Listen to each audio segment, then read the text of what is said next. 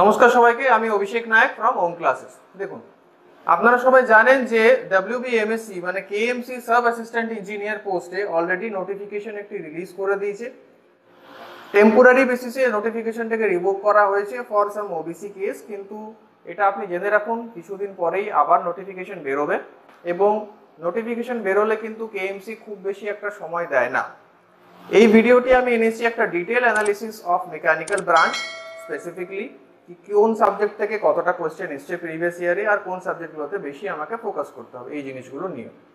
এবারে দেখা গেছে প্রিভিয়াস পাস্ট রেকর্ডস অনুযায়ী KMC নোটিফিকেশন বেরোনোর মোটামুটি 3 থেকে 4 মাসের মধ্যে পরীক্ষা হয়ে যায়। PSC JEEর মতো এতটা লেন্দি প্রসেস ওনারা নেয় না, খুব তাড়াতাড়ি এক্সাম হয় এবং খুব তাড়াতাড়ি জয়েনিংও হয়ে যায়। তো সুতরাং খুব বেশি একটা সময় আপনারা পাবেন না প্রিপারেশন করার জন্য।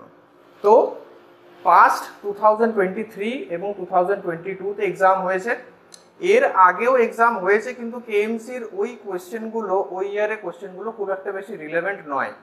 পরীক্ষার মান, স্টুডেন্টদের গুণগত মান প্রিপারেশনে অনেকটা ইনক্রিজ হয়েছে। সুতরাং বিভিন্ন সূত্রে এটা জানা যাচ্ছে যে KMCর এই বছর এবং PSC এই বছর যদি যেই বেরোয় তাহলে কোয়েশ্চেন লেভেল কিন্তু অনেকটাই হাই থাকবে, কারণ যে আধিকারিকরা আছে PSC তারা কিন্তু এটা বুঝতে পারছেন যে কাট অফ হাতের বাইরে চলে যাচ্ছে, অনেকটাই বেশি হয়ে যাওয়ার কারণে তারা কোশ্চেন পেপারটা সেইভাবেই সেট করবেন যাতে একটা লিমিটেড ফ্রেমের মধ্যে কাট অফটা বজায় থাকে। তো সুতরাং খুব বেশি পুরনো কোশ্চেন অ্যানালিসিস করে লাভ নেই। রিসেন্ট দুটো ইয়ার যদি আমরা অ্যানালিসিস করি KMC 2023 এবং 22, তাহলে আমরা দেখতে পারবো ম্যানুফ্যাকচারিং থেকে 2022তে এসেছিল 20টি কোশ্চেন, থিওরি অফ মেশিনস থেকে 20, সম থেকে 14, থার্মোডাইনামিক্স থেকে 6, ইন্ডাস্ট্রিয়াল থেকে 6, RAC এবং মেশিন ডিজাইনে 4, ফ্লুইড মেকানিক্সে 3, মেকানিক্সে 3 and HMT heat and mass transfer থেকে 3টি question. KMC 2023 manufacturing 20, material science 1, theory of machine 16, thermodynamics 1, fluid mechanics 12, IC engine 10, SOM 8, power plant 7, industrial 7, machine design 4, engineering mechanics 4, RAC 2 and HMT 1। এই দুটো থেকে আমি এখানে টপিকগুলো লিখে দিতে পারতাম, বা তোমরা যদি রিকোয়েস্ট করো আমি টপিকগুলো লিখে দেবো যে কোন সাবজেক্ট থেকে কোন কোন টপিকে কোশ্চেন এসছে, কিন্তু সেটারও আগে যেটা ইম্পর্টেন্ট, KMC নিজের কোশ্চেন পেপারে কোন সাবজেক্টগুলোতে মোস্ট ফোকাস করছে সেটা দেখো। ম্যানুফ্যাকচারিং থেকে বোথ ইয়ারে কিন্তু 2020 মানে বোঝা যাচ্ছে ম্যানুফ্যাকচারিং KMCর ভীষণ ফেভারিট, এবং তার সঙ্গে সঙ্গে থিওরি অফ মেশিনস আগেও 20 কোশ্চেন এসছে 2022তে এবং 23তেও 16 কোশ্চেন এসছে। মানে এই দুটো সাবজেক্ট তোমাকে ভীষণ স্ট্রং করে যেতে হবে। জেনারেলি ম্যানুফ্যাকচারিং তো স্ট্রেট ফরওয়ার্ড থিওরিটিক্যাল কোশ্চেন্স আসে, নিউমেরিক্যাল খুব একটা বেশি দেখা যায়নি, যে রোলিং বা মেটাল ফর্মিং এর যে আলাদা প্রসেস হয়, ড্রিলিং বা মেশিনিং, এইসবের নিউমেরিক্যাল খুব একটা জিজ্ঞেস করে না, কারণ তার জন্য ক্যালকুলেটর দরকার হয়, যেটা প্রোভাইড করে না KMC, ক্যালকুলেটর নট অ্যালাউড। তো সেক্ষেত্রে কিছু এমন নিউমেরিক্যাল ওকে দিতে হবে যেটা উইদাউট ক্যালকুলেটর সলভ হয়। তো সেই ক্ষেত্রে theory of machines is a good part, যেখানে এই বছর নতুন আমরা এক্সপেক্ট করতে পারি যে থিওরি অফ মেশিনসে নিউমেরিক্যাল আসবে। এবং KMC generally sub assistant engineer মানে ডিপ্লোমা লেভেলের পোস্ট, খুব একটা কমপ্লিকেটেড নিউমেরিক্যাল কিছু দেবে না। তো কি ধরনের নিউমেরিক্যাল করতে হবে সেটাও আমি বলে দেবো। আচ্ছা, তারপর হচ্ছে strength of material. Strength of material 2022তে 14 কোয়েশ্চেন্স ছিল, অ্যান্ড স্ট্রেংথ অফ মেটেরিয়াল 2023তে 8 কোয়েশ্চেন ছিল, মানে এটারও ওয়েটেজ কিন্তু অনেকটাই বেশি। কম্পেয়ার করলে এটাই আমরা দেখতে পাচ্ছি। IC ইঞ্জিনে কোনো স্পেসিফিক কোয়েশ্চেন 2023তে ছিল না, হঠাৎ করে 2023তে দেখা গেল 10টি কোয়েশ্চেন এসছে।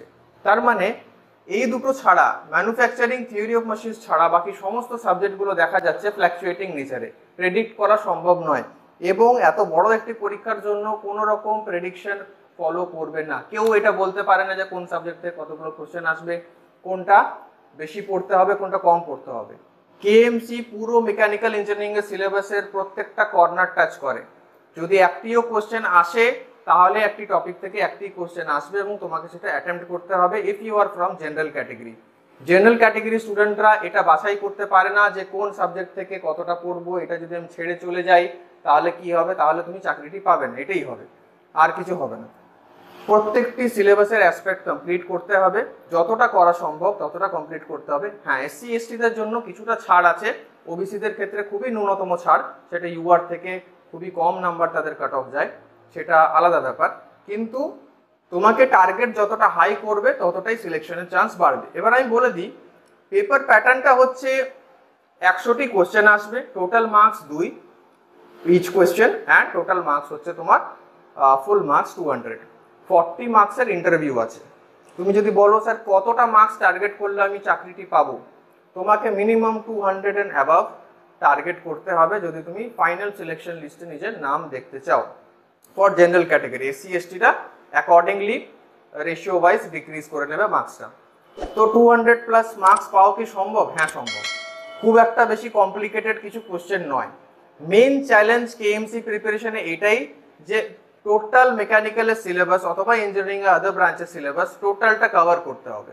সিলেবাস কভারেজটা হচ্ছে এখানে মেইন চ্যালেঞ্জ। কোয়েশ্চেন কমপ্লিকেটেড একদম হয় না। তো যতটা বেশি তুমি নিজের সিলেবাস কভার করতে পারবে, ওটা মাথায় রাখতে পারবে, most number of Times revise করতে পারবে, তত তোমার সিলেকশনের চান্স বেশি হবে। ইন্টারভিউতে মোটামুটি প্রিভিয়াস ইয়ারে দেখা গেছে, যেহেতু কেএমসি অফিসিয়ালি কোনো কাট অফ ডিক্লেয়ার করে না, কিন্তু মোটামুটি দেখা গেছে যে 22 থেকে 25 নাম্বার 40-এর মধ্যে অ্যাভারেজে সবাইকে দেওয়া হয়। তো সেক্ষেত্রে তুমি যদি রিটেন এক্সামে আউট অফ 200 180 175 এরকম মার্কস রাখতে পারো, তাহলে তুমি একটা শিওর সিলেকশনের দিকে এগোতে পারবে। কারণ কেএমসি জেনারেলের সিট হচ্ছে 12, টোটাল সিট হচ্ছে 28 মেকানিক্যাল ব্রাঞ্চে। তো সুতরাং আমরা এটা কখনোই এক্সপেক্ট করতে পারি না যে আমাদের কাছে খুবই কম কাট অফ যাবে, কারণ কাট অফটা ভ্যাকেন্সির উপর নিশ্চয়ই নির্ভর করে। তো এইভাবে যদি আমরা এগোই, প্রত্যেকটি সাবজেক্ট কমপ্লিট কভারেজ করে সামনের দিকে এগোই with enough practice and mock test, তাহলে আমরা এর দিকে একটু সফলতা আলো দেখতে পাবো। তো তোমরা যদি ওম ক্লাসেসের সঙ্গে জড়িত হয়ে প্রিপারেশন একটি কনস্ট্রাকটিভ ওয়েতে করতে চাও, কন্ট্যাক্ট ডিটেলস নিচে আছে এবং স্ক্রিনে একটি নাম্বার দেওয়া থাকবে, সেই নাম্বারের সঙ্গে যোগাযোগ করবে। তাহলে মেকানিক্যালের ক্লাসগুলি অলরেডি অনগোয়িং ব্যাচেস আছে এবং আর আমরা একটা এক্সট্রা ব্যাচ ক্রিয়েট করব। তাছাড়া আগামী 3-4 মাসের মধ্যে সিলেবাস কমপ্লিট করা সম্ভব নয়।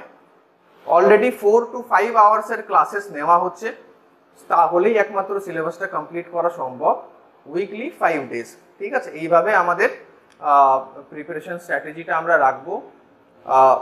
পার্টিকুলারলি নিউমেরিক্যালটা 20% অ্যাপ্রোচ রাখবো, থিওরিটিক্যালটা 80% অ্যাপ্রোচ রাখবো, যেটা আমাদের কেএমসি প্যাটার্ন ফলো করে।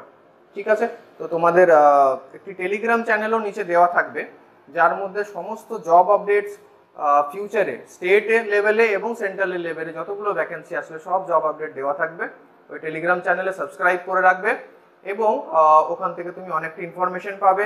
Practice questions and mock test তোমাদের সেপারেট গ্রুপ বানিয়ে দেওয়া হবে, সেখানে প্রোভাইড করা হবে। পিডিএফ নোটস প্রোভাইড করে দেওয়া হবে তাদের জন্য যারা অনলাইন ক্লাসে অ্যাভেল করতে চাও, আর যারা অফলাইন করতে চাও তারা আসানসোলে এসে কন্ট্যাক্ট করতে পারো। আসানসোলে আমাদের ক্লাস চলে, সেখানে পিডিএফ নোটস দেওয়াও হবে। তোমরা যে লিখতে চাও নোটস, সেটাও লিখতে হবে। পিডিএফ নোটস দিলে কি হয়, অ্যাকচুয়ালি কনসেপ্টটা বোর্ডে বুঝিয়ে দেওয়ার পর, কোশ্চেন প্র্যাকটিস করিয়ে দেওয়ার পর পিডিএফ নোটটা যদি তোমাকে দিয়ে দিই, তাহলে তোমার ক্লাসের মধ্যে সময়টা সেভ হবে। যেহেতু কেএমসি খুব একটা বেশি সময় দেয় না, আমাদের কাছে অলমোস্ট 3 to 4 মান্থস আছে, ম্যাক্সিমাম খুব বেশি হলে এই ওবিসি কেসের জন্য 6 মাস আমরা পেতে পারি, তার বেশি নয়। কেএমসি প্রসেস ভীষণ ফাস্ট। তো সেক্ষেত্রে তোমার কনসেপ্টটা ক্লাসে বোঝার পর তুমি যদি বাড়িতে ওই নোটসটি পিডিএফ দেখে লেখো, তাহলে তোমার রিভিশনের পর একবার লেখাও হয়ে যাবে। That will effect in your memory, তোমার মেমোরিটাকে ও আরও বাড়িয়ে দেবে। এবং এত বড় সিলেবাস কভারেজ তুমি যদি বারবার রিভাইজ না করো, তাহলে কিন্তু খুব মুশকিলে পড়ে যাবে এতগুলো জিনিস একসঙ্গে মনে রাখা। যারা 0 থেকে স্টার্ট করতে চাও তাদের জন্য এক্সাম ক্র্যাক করা পসিবল, যারা আগে থেকে প্রিপারেশন করছো তাদের জন্য ক্র্যাক করা পসিবল, কোনো ইম্পসিবল ব্যাপার নয়। শুধু মনে রাখবে, পুরো থিওরিটিক্যাল সাবজেক্টগুলো পড়ার পর আমি যে কোশ্চেনগুলো দেবো সেগুলো সলভ করার পর তোমাকে যে কোনো একটি বই উঠাতে হবে, আর.কে. জৈন অথবা আর.এস. খুরমি। তুমি যদি ডিটেলে একটু দেখো যে 2022 এবং 23 সালে যে কোশ্চেনগুলো এসছে, গুগলে তুমি কোশ্চেনগুলো যদি সার্চ করো, হয় আর.কে. জৈন, আর.এস. খুরমি অথবা প্রিভিয়াস ইয়ার কোনো এক্সাম অলরেডি যেটা হয়ে গেছে সেখান থেকে কপি পেস্ট করা কোশ্চেন, মোটামুটি 90% কোশ্চেন ওরা বসে বানায় না। ঠিক আছে, এই জিনিসটি তোমরা ক্লিয়ার করে নাও, কোশ্চেন বসে বানানো হয় না, কোনো না কোনো প্রিভিয়াস ইয়ারের কোশ্চেনটি এসেছে সেটাই রিপিট হয়। তো সুতরাং সমস্ত পরীক্ষার প্রিভিয়াস ইয়ার তো করা সম্ভব নয়, কিন্তু একটা আন্দাজ করা সম্ভব যে এই ধরনের কোয়েশ্চেন আসবে, সেই আন্দাজটা কে করতে পারে? সেই আন্দাজটা আমি করতে পারবো যে কোন ধরনের প্যাটার্ন ফলো করে কোয়েশ্চেনগুলো জিজ্ঞেস করা হচ্ছে। তো এই জিনিসটি তোমরা মাথায় রাখো, প্রিপারেশন চালিয়ে যাও। যদি অনলাইন এবং অফলাইন দুটো মোডেই আমাদের এখানে ক্লাস চলছে, করতে চাও স্ক্রিনে দেওয়া নম্বরে কন্ট্যাক্ট করো। এবং এই নোটের সঙ্গে আমি আজকের ভিডিও শেষ করছি। তোমরা সবাই ভালো থাকো, অল দ্য বেস্ট।